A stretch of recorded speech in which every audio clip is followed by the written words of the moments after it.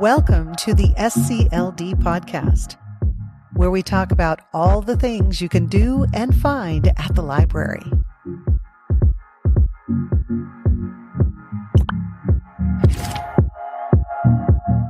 Welcome. I'm Erin Dodge, the Communications Specialist with Spokane County Library District. And today with me, I have Mary Ellen Brax, who is the Public Services Manager for Early Learning here at the district.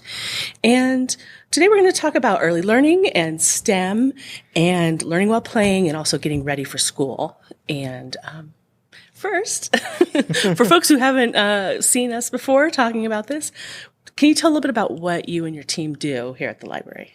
So basically, we're in charge of all the programming from birth to 8 years old. Okay. So that is typically what they describe as early learning. Early learning is actually any program before that kids may be in outside of the home before they actually start kindergarten. And so you would count like your child care. If you're in child care, they're learning a lot. If they're in preschool. And of course, there's a ton of learning that takes place at home, which is really what we want to emphasize because learning starts as soon as they're born. Right. So, but that is what early learning is. Okay. Mm-hmm. And so in terms of your team is doing the programs at the library. We're doing the program. So when you think story time, that's all of what our team does. We may do some special programs throughout the year. We've had puppet show. We've done some STEM programs, which is science, technology, engineering, and math. And so that was going to be my next question. What is STEM? So it's a good segue. What is STEM for early learning? So STEM for early learning, when you think of science, you're thinking of different experiments they can do with maybe weather, wind, rain, that they know the difference between the seasons. You might talk about animals. When you talk about technology, a lot of people immediately go to computers, but really it's the tools of science. So if they use a ruler, if they use a measuring cup, that type of a thing. A wheel is a technology, right? You forget about that. The pre-electronic age, technology, right? Yeah. So it's not just the computer aspect of it. We want them to learn how to use those tools of science too. And then engineering, you're building, it's creating things. So things like stacking blocks. Okay, because I think engineering, I'm like, they're not going to build a house, but they might out of blocks. They might out of blocks, exactly. Or straws and connectors or giant foam blocks. Yes. So things like that. Awesome. And then math. Mm-hmm. And math is usually the piece that, most people, there's a lot of math fear, math phobia. Yeah. We were just talking about that in a meeting yesterday for early learning. And so it's, being able to count. Knowing that the number 1 is one object or 2 is 2 objects. It's that one-to-one correspondence. When you say there's a lot of phobia and fear, I think also it's probably the one that parents and caregivers are teaching they don't even know. Right. Like when they say, there are 2 blocks, go get those 2 blocks. They're teaching that quantity is 2. Right. And that's exactly. Math. And a lot of this for people who have fears about, really, I can't teach my kids math. I wasn't mathematically, inclined. Right. Which everybody can do math and everybody has to do math throughout life. But a lot of times you're already doing it without knowing it. So the things is you decide to count your steps as you're walking along. There's counting right there. You're asking them to eat 3 of their carrots that night. That is math. And there's 5 there, but eat 3 and then there'll be 2 left that, you can save for tomorrow. And believe me, toddlers know more and less when you give one more than the other one. More and less are math concepts. Right. And that's an algebraic operation. So that's where you're starting, that they have the concept of more than less than. Like there are more blocks in this pile than on this pile. Like exactly. That's math. Mm-hmm. Yes, and they're very cognizant of, who has more and who does. Well, who has more cookie? Me or my brother, you know, right? Mm-hmm. Yeah, exactly. That can be an argument. And that concept comes at a younger age than you would think. It really does. Yeah. It really, really does. That's funny. Mm-hmm. Okay, so I think we're pretty clear on STEM in early learning and how those work together. Right. So what are the skills that they're, you know what, let's do this. Let's talk about, we have these ready for school STEM kits. And while we're looking at the different ones, let's talk about the different skills they're learning to get ready for school. Yes. That sound good? That sounds great. Okay, what do you want to talk about? I want to talk about this one first. This one is Tiny Polka Dot. Okay. This is actually a little math game. So we played this yesterday in a meeting that we were at. So we had a great time. I was at the meeting. But basically, this was actually developed here in Washington State. And basically, it's a set of cards. And there's different sets of cards here, but they show numbers in different ways. So this one. And okay, so this is not flimsy. This is like these are like a little hard cardboard cards. So good for little fingers, and they're not going to rip it easily. Right, and you can start playing games with them at about 3, and then you can continue on into early elementary with this. But they represent numbers in different ways. Okay. So here is the number 3, and then three dots. And but you can also talk about the dots are different sizes. Right, exactly. So which one's bigger, smaller, which one's in the middle. Right. So the different colors show. So here's one with a 10 frame on it. Okay. So this is something the kids will see in school. So a lot of what we're doing in early learning is giving kids the background knowledge or scaffolding so that they know that they've seen these before. It'll be familiar. Yes, it won't be such a surprise when they get in the classroom and they see it. Right. Yeah. So this one has 2. Okay.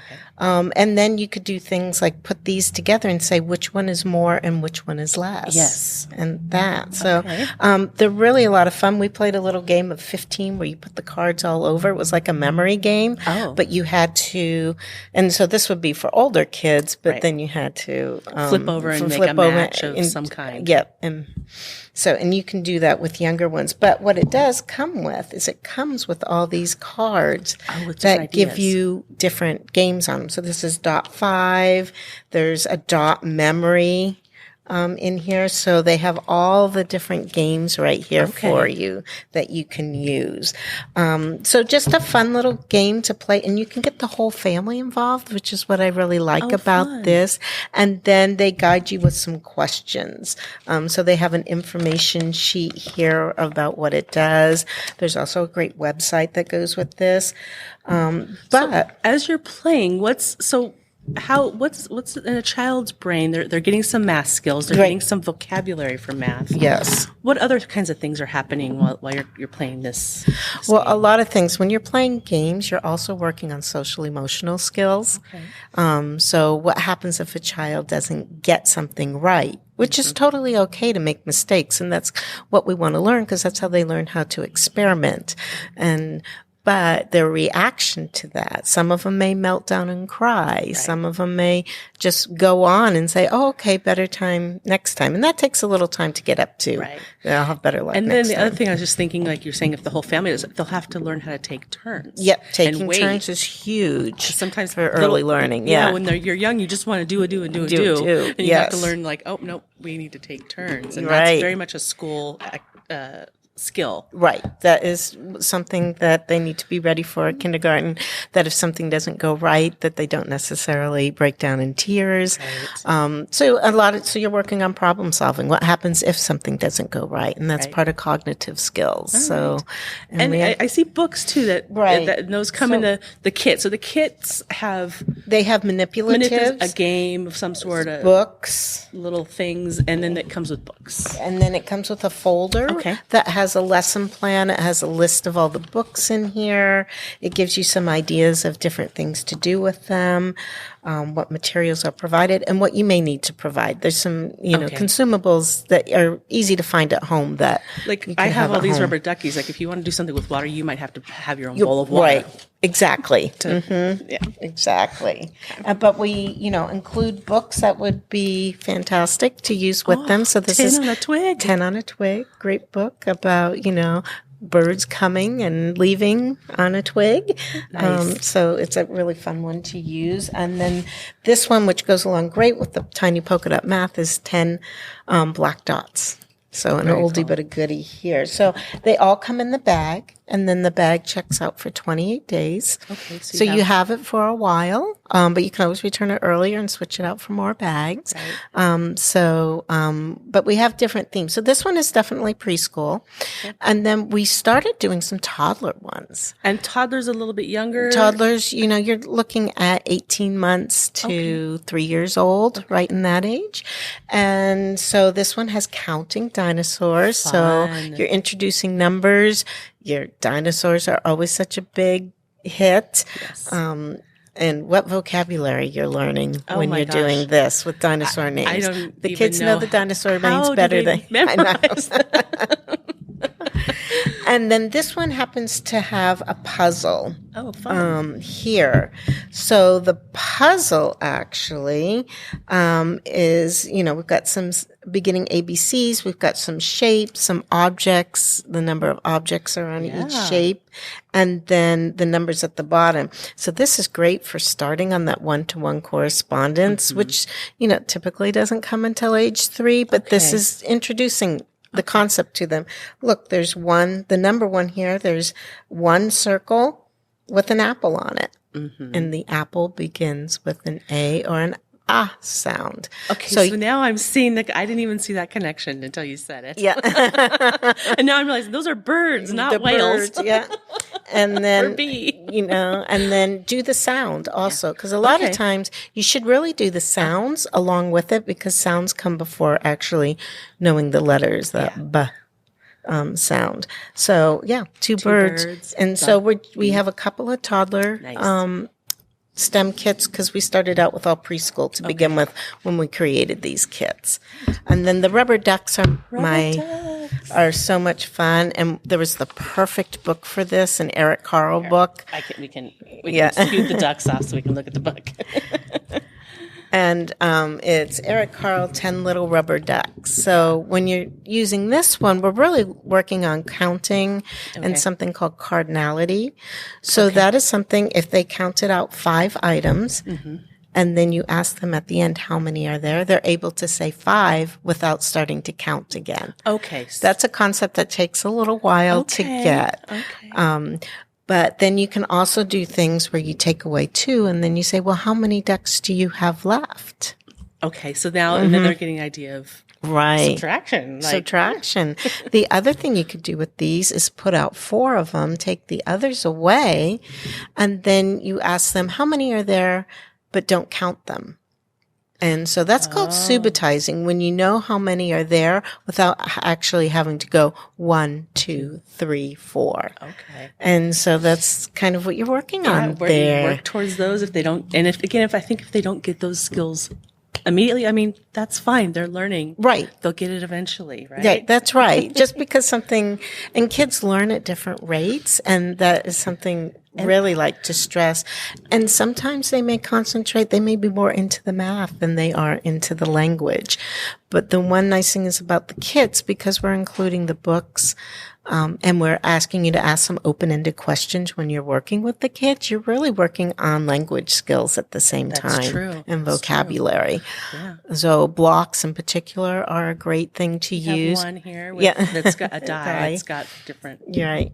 And then along with this particular kit, we have something called a Reckon Rec, which looks like a small abacus. Mm-hmm. And so you could say, how many of the ducks do you have there? And they say 2, they can move 2 over of the beads. So they're making a connection with counting in different ways. All this, using their hands, picking things up, moving they're working on some physical skills. Right. So that would be their fine motor skills. Fine motor. That was the word I was not thinking. It wasn't coming to my mind. Right. Anything that uses their fingers, which is really helpful for as they begin to learn how to write. And so anytime you can give kids crayons and some paper to work on, that is great too, because it works on those fine motor skills. Well, yeah. They might get excited and want to draw a little ducky. That's right. And make a story about their ducks. Yes. And they could do their own story about their 10 little ducks. Talk about the duck that was left behind. Yes. Oh. That was always, I always went dramatic. With the quack, quack, quack. My stories were always dramatic when I was little. Yeah. Yeah. So the STEM kits they're providing the books. We've got some ideas in there with the lesson plans of what you can do with them. I think the thing to remember is kids may get these things and they come up with a totally different way to use them. And that is totally okay too. Right. And so, but it's just an introduction so that they're ready when they get to school to learn. Right. And so that's math skills is one of the things our kids struggle with a little bit when they get up into school. And I think, okay, everything is great. I just really want to say these folders are great because this really, again, if you're feeling apprehensive, if you're unsure, like I don't know how to teach math to my 18-month-old, it's here. Yep. Your team has done the work right. to kind of guide the parents, the caregivers. Right. And so they have step-by-step directions in there and different open-ended questions you could use. Very helpful. We have vocabulary words in there. Yeah. We also tell you why they're doing it. And so what is the learning behind it? Right. And then there's probably some added things in there because we didn't write everything down that they will be learning. Once someone is comfortable with what you guys have shared, they can then think of other things. Like it might spur more ideas for exactly. how to play with these different pieces and learn. And really, the concept, I have never thought about it till I started working at the library, is the idea of playing to learn. Right. Can you talk a little bit about that? Yeah. So basically, the way young children learn is to play. So even when you introduce a topic, you may see 2 days later they're playing with the ducks and they're counting them out. So they have to practice what they've learned. And so basically a child's job is to play so that they can learn. A lot of times you see them when they're doing dramatic play. How many times do you walk by and you hear them saying something exactly what you said this 2 days ago? Right. But and we've seen kids do that where they come in with a pile of books and they pretend to check them out as they're sitting in the children's area. So that's all part of the learning process there. So, they're playing to learn. And it reminds me of probably the most memorable times in school or learning was when I was having fun. Right. The fun teachers are the ones I remember.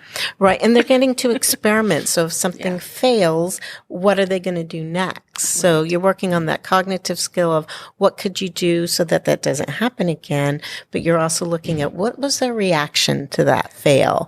Right. How can we help them say, it's okay. We're going to try again. It's that perseverance and persistence that you're looking for, that they're going to stay with a problem.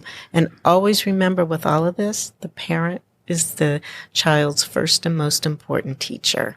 Yes. And so you are your child's first teacher, and that's who they're learning from. No, it's no pressure, but it's something that comes very naturally. You don't even realize how much they are learning from you. And I have to remind myself, realizing I'm in that role, is that there is, because I think I grew up, the whole perfectionist thing, wanted everything to be perfect. And so then, for a while, I was like, oh, that's not right. They're not doing it right. And I have to go, wait, no, they're learning how to do it. Right. They're practicing. I can't do that for them and have them learn what's going to work for them. Right. So it's taken a few years.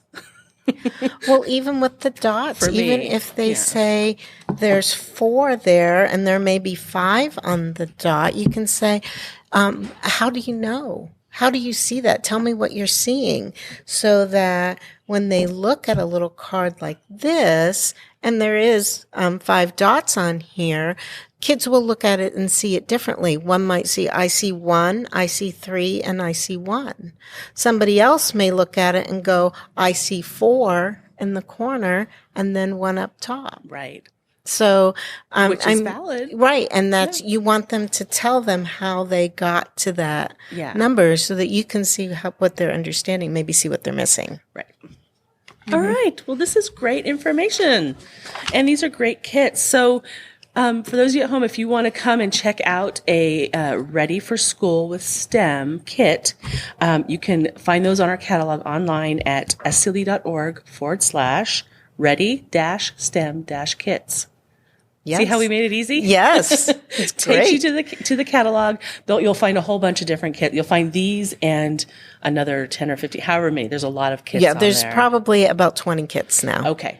So you'll have lots of choices. You can also just come into the library. These are in the children's area on a shelf. You'll find them. If you can't find them, oh yeah, we're going to hold up a bag. There's a nice big red bag. bag. The bags might be a different color. I think we have some green bags and blue bags, and you just find a big bag and it'll have everything in it. And if you can't find the bag, you can always ask at the service desk and they'll help you find it. Yep, we're always happy to help. Yep, and get a kit and play with some toys and some learning tools and read some good books. Yeah.